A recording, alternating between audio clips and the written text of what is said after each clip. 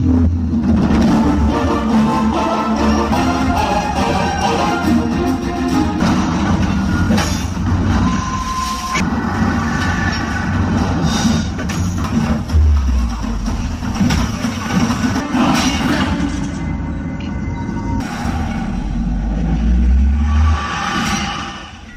sahabat, Assalamualaikum. Semoga sehat selalu dan senantiasa berbahagia.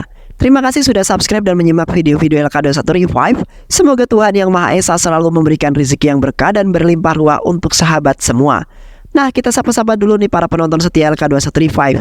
Terima kasih buat Siti Calima, Asep Saputra dari Jambi, Suryanto dari Kubar, Gabi dari Sulawesi, Moshas dari Jakarta, Indang Saparudin dari Majalengka, Nanda Lufian dari Aceh, Isdeu dari Pontianak, Imam Ferdiansa dari Bima, Angga Setiawan dari Taiwan. Dan buat teman-teman yang belum Mimin sapa, nanti di next video ya. Soalnya Mimin nyebutinnya dari urutan yang bawah. Pasti nanti Mimin sapa kok. Tetap pantengin terus LK21 pokoknya. Oke, kali ini LK21 Revive akan membawakan sebuah alur cerita film yang berjudul Muli. Bagaimana keseruan filmnya? Nggak perlu banyak basa-basi lagi. Ini dia alur ceritanya.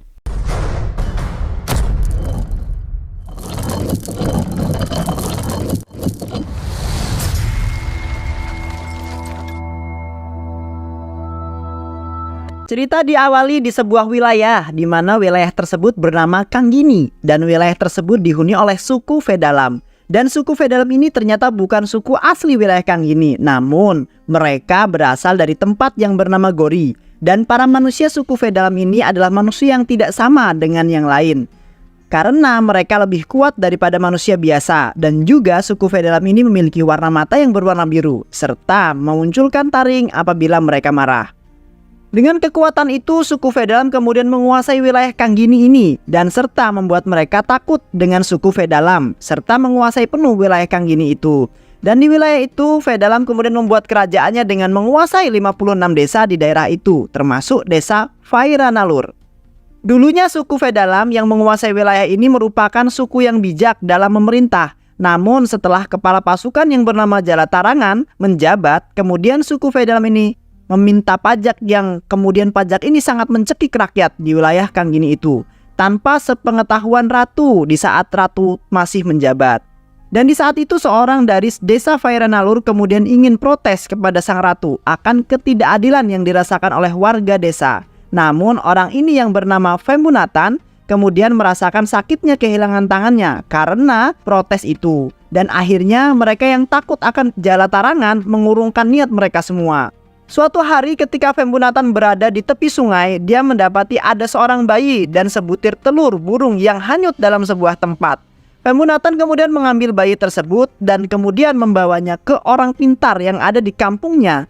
Dan orang pintar ini kemudian menyarankan agar bayi laki-laki itu diberikan makan sejenis herbal setiap harinya, karena kalau tidak, bayi itu akan dalam bahaya.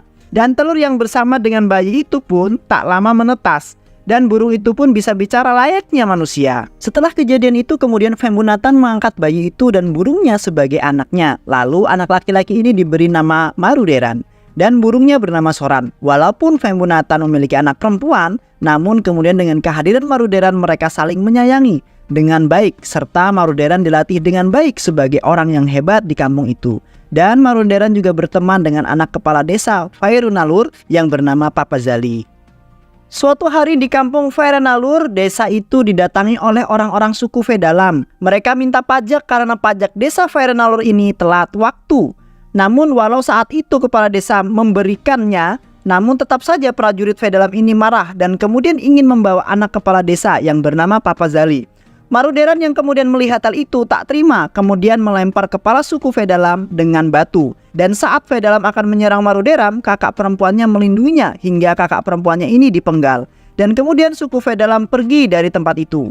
Lalu Fembunatan beserta orang desa menguburkan anak Fembunatan ini. Setelah kejadian itu semua, Papasmali diungsikan ke desa tetangga agar tidak ada kekhawatiran ayahnya yang menjadi kepala desa itu. Sebelum pergi, Papasmali memberikan sebuah bunga kepada Maruderan. Beberapa tahun setelah semua kejadian itu, dan kemudian Maruderan telah tumbuh dewasa. Dan suatu ketika anak seorang yang kemudian melaporkan bahwa ada suku Vedalam datang, ingin menagih upeti. Dan orang ini memanggil Maruderan karena katanya cuma Maruderanlah yang bisa mengatasi masalah itu. Maruderan kemudian datang dan benar saja Maruderan kemudian merayu dan beralasan yang kuat. Dan suku Vedalam pun tak berkutik dengan alasan Maruderan. Dan akhirnya suku Vedalam pun pergi dari tempat itu. Dan masyarakat desa Vairanalur pun berterima kasih akan hal itu. Dan Maruderan pun sangat dihormati oleh warganya. Suatu hari kepala desa meminta kepada Maruderan untuk menjemput putrinya di desa sebelah. Dan saat ketika Maruderan bertemu dengan Papasmali, tak disangka tumbuh rasa cinta kepada Papasmali. Dan suatu hari Maruderan yang ingin kemudian membuat Papasmali terkesan di suatu tempat, mereka dihadang oleh suku Vedalam. Dan Maruderan pun mengalahkan mereka semua. Dan kemudian Papasmali menceritakan kepada ayahnya dan juga kepada warga di sana. Dan membuat ayah Papasmali berterima kasih kepada Maruderan. Padahal orang Vedalam yang tadi menghalanginya di jalan adalah suruhan dari ayahnya yang menyamar sebagai suku Vedalam yang hanya untuk membuat Papasmali kagum kepada Maruderan. Dengan kejadian itu semua ternyata membuat Maruderan dan Papasmali bertambah sayang dan cinta. Dan ternyata Maruderan masih menyimpan bunga dari Papasmali yang dulu pernah dikasih. Dan saat itu kemudian Maruderan meminta kepada Vembunatan untuk melamar Papasmali. Vembunatan yang mendengar itu sangat senang karena anaknya ini sudah dan ingin membina rumah tangga. Suatu ketika Maruderan dan Papasmali sedang pacaran, mereka dihadang oleh suku Vedalam. Namun Maruderan berpikir itu adalah kiriman ayahnya. Lalu Maruderan meminta Papasmali untuk pergi duluan. Dan dia kemudian menghadapi suku Vedalam dan mengatakan, aku tak butuh penyamaran ini lagi. Dan kemudian Maruderan pergi dari tempat itu. Dan di saat itu burung dari Maruderan si Soran mengabarkan bahwa Vairanalur diporak-porandakan oleh suku Vedalam. Dan Maruderan bergegas menuju ke desanya itu. Dan sesampainya di sana, di desa tersebut, Maruderan mendapati bahwa desanya telah diporak-porandakan oleh suku Vedalam. Dan ternyata Papasmali diculik oleh para suku Vedalam. Dan desas-desusnya orang Vedalam akan mengadakan persembahan, di mana di sana akan ada persembahan manusia yang akan dipersembahkan dengan tepat lahirnya di bulan purnama. Dan sangat kebetulan sekali Papasmali lahir di bulan purnama. Ayah dari Papasmali kemudian meminta kepada Maruderan untuk membebaskan anaknya yang ditangkap oleh Vedalam. Dan kemudian berangkatlah Maruderan untuk pergi membebaskan Papasmali dengan ditemani dua temannya, Sandang dan Kondangi. Sebelum pergi, Maruderan dibekali sebuah minuman kuat oleh seorang orang pintar di desanya. Dan minuman kuat itu bisa membuat Maruderan kuat seperti orang-orang Vedalam. Namun tak bertahan lama dan kita namai ramuan ini ramuan kuat sebentar. Dan perjalanan ekspedisi penyelamatan wanita yang dicintai oleh Maruderan yaitu Papasmali pun dimulai. Dan kemudian mereka pergi dengan berpakaian seperti suku Vedalam yang menyamar sebagai pembawa ramuan yang berasal dari daerah Kanggini untuk memasok obat antibodi. Ketika sampai di suatu tempat, kuda dari Maruderan dan teman-temannya ini seolah ketakutan tak mau lewat di tempat itu. Dan ternyata mereka dihadang oleh peri-peri kecil. Dan saat itu Maruderan dan teman-temannya dibuat pingsan dan disandra di sebuah tempat. Dan ketika sadar, Maruderan akan dibunuh dengan cara digigitkan kalajengking yang beracun. Namun saat itu anak dari Raja Peri yang bernama Kama ini mencegah dan melihat bahwa nampaknya mereka tidak sama sekali seperti suku Vedalam. Atas perintah Raja Peri kemudian mereka membuka penutup mulutnya. Dan jelas saja Maruderan menceritakan bahwa dia dan temannya bukan orang Vedalam, hanya menyamar saja karena ingin menyelamatkan pacarnya yang diculik oleh Vedalam. Dengan penjelasan Maruderan, kemudian Maruderan dan teman-temannya dibebaskan. Dan sebelum mereka melanjutkan perjalanan, mereka diperintahkan untuk menemui Macakoda dengan dibantu oleh anak Raja Peri ini dan pengawalnya. Dan ternyata Macakoda yang akan ditemuinya ini adalah seekor kura-kura yang besar yang berumur ratusan tahun. Dan kemudian Macakoda memberikan kata-kata yang sangat sulit dipahami, yang dimana kata-kata itu adalah Maruderan bisa berjalan dengan satu batu. Kemudian Maruderan harus memecahkan tongkat di saat matahari tertutup oleh bulan. Dan kemudian ada beberapa kalimat lain yang kemudian ditulis di buku oleh temannya agar tidak lupa. Setelah mendapat kalimat-kalimat yang belum dimengerti itu, Maruderan tetap melanjutkan perjalanannya hingga di suatu tempat Maruderan beserta kawannya mendapati jalan buntu. Tidak ada jalan untuk menyeberangi sebuah sungai. Dan kemudian Maruderan teringat dengan sebuah kata-kata Maruderan dapat berjalan dengan satu batu. Nampaknya mulai paham dan kemudian meletakkan satu batu itu di sebuah tempat. Dan benar saja, ketika itu Maruderan kemudian dapat melewati sungai itu dengan baik. Dan Maruderan pun sampai di suatu tempat di mana dia beristirahat. Namun di saat itu Maruderan mendapati ada wanita yang kemudian minta tolong, dan Maruderan bergegas menghampiri suara itu. Ternyata itu adalah Putri Mantagini, seorang anak dari Ratu Vedalam. Mantagini ini sedang dikejar oleh macan kumbang, dan kemudian Maruderan dapat mengalahkan macan kumbang itu. Dan di saat setelah Maruderan menyelamatkan Mantagini, Jalatarangan muncul dan Mantagini memberitahu bahwa Maruderan telah menyelamatkan Mantagini. Lalu Jalatarangan bertanya dari mana asal mereka. Dan dengan cekatannya Maruderan berkata bahwa dia dari desa Kanggini yang akan menyuplai obat antibodi untuk istana. Tanpa curiga, Jalatarangan membawa Maruderan beserta kawannya ke istana. Sebelum berangkat ke istana, Jalatarangan tak mengizinkan Maruderan membawa senjata. Dan Maruderan pun berpikir karena obat kuat sementara itu ada di dalam pedangnya. Dan Maruderan agak ketar-ketir juga karena ramuan kuat itu dibawa prajurit Jalatarangan. Tak lama perjalanan mereka sampai di istana, dan kemudian Maruderan baru pertama kalinya menemui sang ratu, di mana Ratu Vedalam itu bernama Yavanarani. Mereka disambut dengan baik oleh sang ratu karena menyelamatkan putrinya dari bahaya dengan dijamu berbagai makanan. Setelah perjamuan, Maruderan berjalan-jalan di daerah istana. Kemudian datang Soran dan peri kecil yang kemudian berhasil mengambil ramuan kuat sementara itu dari prajurit Velayudam.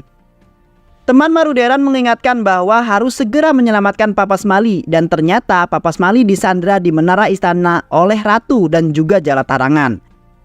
Maruderan yang berjalan-jalan di daerah istana itu ternyata diperhatikan oleh Mantagini yang ternyata diam-diam ada rasa suka kepada Maruderan. Dan di saat itu ada raksasa yang lepas dari kandangnya dan kemudian menghampiri Mantagini. Namun Mantagini lagi-lagi diselamatkan oleh Maruderan dengan mengisyaratkan tangan saja, dan kejadian itu disaksikan oleh ratu dan Jalatarangan. Kemudian mereka curiga siapa sebenarnya Maruderan itu.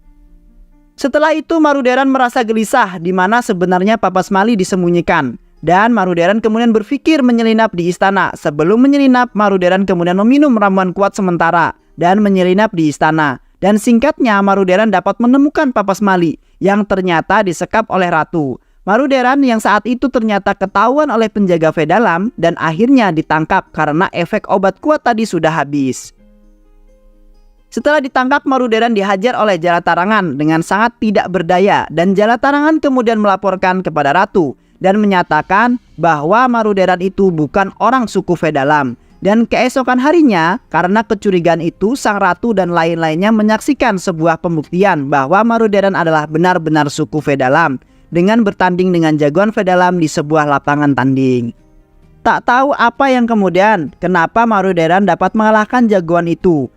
Maruderan pun menang, namun ratu masih kurang percaya akan Maruderan, dan Maruderan diberikan tes kedua, yaitu untuk bisa melewati sebuah terowongan besi panas. Lagi-lagi Maruderan dapat melewati ujian kecurigaan itu, dan ratu yang menyaksikan hal itu kemudian mengambil keputusan untuk menikahkan anaknya Mantagini dengan Maruderan. Namun Jalatarangan kurang setuju dengan apa yang kemudian diputuskan oleh ratu. Maruderan yang kemudian merasa aneh pada dirinya kenapa dia tidak terbakar oleh api. Namun di saat kebingungannya itu, Soran datang dan mengatakan bahwa orang pintarnya istana ingin bertemu dengan Maruderan. Lalu saat bertemu dengan orang pintar istana, Maruderan ditanya, apakah kamu selalu mengonsumsi daun herbal ini? Dan Maruderan pun menjawab, iya. Kata Maruderan, saya sudah mengonsumsinya sejak kecil. Ini adalah daun ajaib yang dapat mengontrol kekuatan Maruderan. Dan orang pintar ini menyatakan bahwa Maruderan adalah keturunan dari orang suku Vedalam. Dan kemudian orang pintar ini menceritakan bahwa dulu orang tua dari Maruderan adalah anak dari seorang raja di wilayah itu dan sangat berkuasa dengan baik. Dulu 18 tahun lalu orang tua Maruderan yang bernama Pulipendan sedang pergi dan kemudian kembali ke wilayah itu dan mendapati prajuritnya membantai para warganya sendiri. Pulipendan yang menyaksikan itu kemudian murka dan kemudian membantai semua prajuritnya. Akhirnya Pulipendan melindungi wilayah yang dibantai oleh prajuritnya itu. Dan warga desa menceritakan bahwa kejadian ini telah terjadi ketika raja mengangkat Jalatarangan sebagai panglima pasukan. Pulipendan kemudian membawa istrinya di daerah itu yang masih mengandung Maruderan. Kakek Maruderan adalah orang yang baik dan bijaksana, namun salah dari kakeknya ini adalah menjadikan Jalatarangan sebagai kepala pasukan di istana itu. Dengan itu Jalatarangan berbuat sewena-wena kepada rakyat tanpa sepengetahuan raja pada saat itu. Raja dan Yalavarani sedang menunggu kedatangan Pulipendan, di mana Yalavarani ini adalah kakak dari Pulipendan atau budenya Maruderan. Dan di saat itu Pulipendan hanya mengirimkan utusannya saja, dan di saat itu Pulipendan memberitahukan semua apa yang terjadi dan siapa sebenarnya Jalatarangan itu. Jalatarangan yang memahami kondisi itu kemudian mendatangi sebuah tempat, yaitu tempat dukun hitam di suatu tempat, dan dia mendapatkan sebuah cincin untuk membuat Yalavarani menjadi jahat. Dengan apabila ditekan cincin itu akan mengeluarkan sihirnya dan merubah Yalavarani menjadi jahat, dan apabila dihancurkan maka Yalavarani akan jahat selamanya. Jalatarangan kemudian memanfaatkan Yalavarani untuk memenjarakan raja dengan kejahatan yang semua itu adalah rencana Jalatarangan. Setelah kejadian itu Jalatarangan mendatangi di mana Pulipendan tinggal, dan di sana Jalatarangan akan membunuh para anak-anak yang ada di daerah itu. Namun Pulipendan mencegahnya dan kemudian berkata akan melakukan apa saja agar anak-anak itu dibebaskan. Kemudian Jalatarangan meminta agar Pulipendan meminum racun, namun warga desa memohon agar Pulipendan tidak meminumnya. Namun Pulipendan tetap meminum racun itu dan membuat Jalatarangan senang. Dan Pulipendan berkata, walaupun saya mati akan ada yang akan membalas semua ini, yaitu anaknya yang baru lahir. Namun anaknya ini kemudian berhasil dibawa oleh Jalatarangan. Lalu istri dari Pulipendan pun dibunuh. Anak laki-laki ini yang kemudian akan dibunuh namun dibawa oleh burung-burung, yang ternyata burung-burung itu adalah seorang manusia yang dikutuk. Yang ternyata kenapa Soran bisa bicara, karena Soran adalah burung kutukan juga. Dan Maruderan pun dibawa dan dihanyutkan di sungai dengan sebutir telur. Setelah kejadian itu semua, Jalatarangan memanipulasi kematian dari Pulipendan, di mana Pulipendan ini dikatakan mati karena diserang oleh macan kumbang. Putri Yalavarani juga pernah menikah dan juga dikaruniai anak yang dimana anaknya itu adalah Mantagini. Namun sama persis suami dari Yalavarani juga dibunuh oleh Jalatarangan, yang kemudian kematiannya pun sama dimanipulasi oleh Jalatarangan dengan alasan sama, yaitu dibunuh macan kumbang. Dengan hal itulah Yalavarani kemudian naik tahta dan menjadi ratu untuk wilayah itu. Namun kepemimpinannya itu adalah sebuah boneka saja karena ratu dikendalikan oleh Jalatarangan.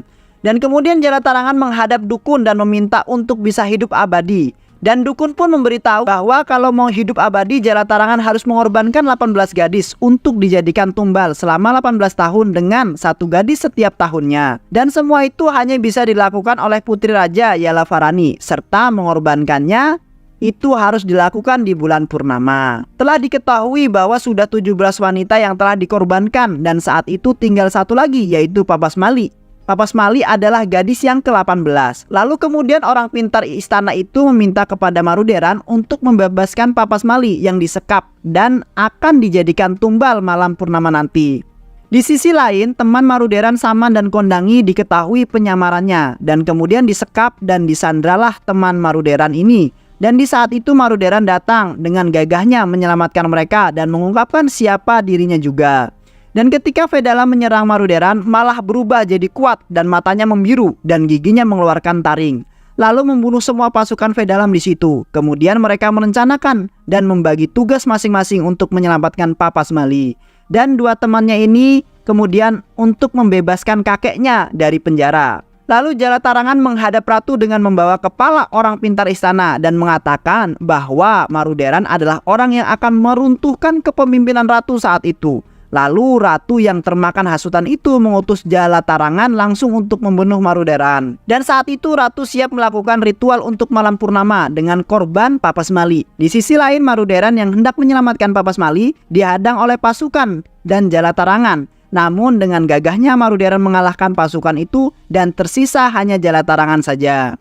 Dan Maruderan melawan Jalatarangan dengan gagah berani. Dengan pertarungan sengit itu akhirnya Maruderan mengalahkan Jalatarangan dengan menusuk jantung Jalatarangan. Sebelum mati Jalatarangan menghancurkan cincin sihirnya, membuat Yalavarani marah seketika itu juga. Lalu Maruderan yang melihat kakeknya bebas memeluk kakeknya dengan erat. Kemudian ketika mereka hendak menyelamatkan Papasmali, mereka dihadang oleh raksasa, di mana raksasa itu bukannya menyerang tapi malah sujud di hadapan Maruderan dan mengatakan bahwa dia adalah dulu pengawal ayahnya, Puli Pendan. Dan waktu itu dia keluar dari penjaranya dan menghampiri Maruderan bukan kebetulan belaka, karena raksasa itu tahu kalau Maruderan adalah anak dari majikannya. Dan kemudian raksasa itu menawarkan bantuan kepada Maruderan. Dan saat ketika hendak menyelamatkan Papasmali, Maruderan dengan Mantagini di saat itu menjelaskan semuanya termasuk kejahatan yang dilakukan Jalatarangan. Namun Yalavarani yang dikuasai oleh sihir itu tak memperdulikannya dan menyerang mereka berdua. Lalu di saat itu ketika matahari tertutup bulan, maka Maruderan teringat akan petuah kura-kura raksasa waktu itu, yaitu dengan mematahkan tongkat sihir di saat matahari tertutup bulan. Dan benar saja semua sihir perlahan lenyap dan Yalavarani pun sadar, dan juga Soran serta yang lainnya juga berubah menjadi manusia kembali. Di saat itu Yalavarani merasa bersalah dan akan mengakhiri hidupnya dengan memasukkan dirinya ke dalam api yang berkobar. Namun Maruderan mencegahnya dan Yalavarani tetap selamat. Dan Maruderan mengatakan semua ini bukan kesalahan budenya, tapi semua ini karena sihir jahat yang mempengaruhinya. Dan budenya ini kemudian memberikan dirinya sendiri kesempatan yang kedua untuk memperbaiki kesalahannya. Setelah kejadian itu semua, Yalavarani kemudian memutuskan untuk kembali ke daerah asalnya, yaitu Pulau Gori. Dan saat itu kepemimpinan di daerah itu diserahkan dan diberikan kepada Maruderan. Dan warga pun bersorak gembira. Dan film pun selesai.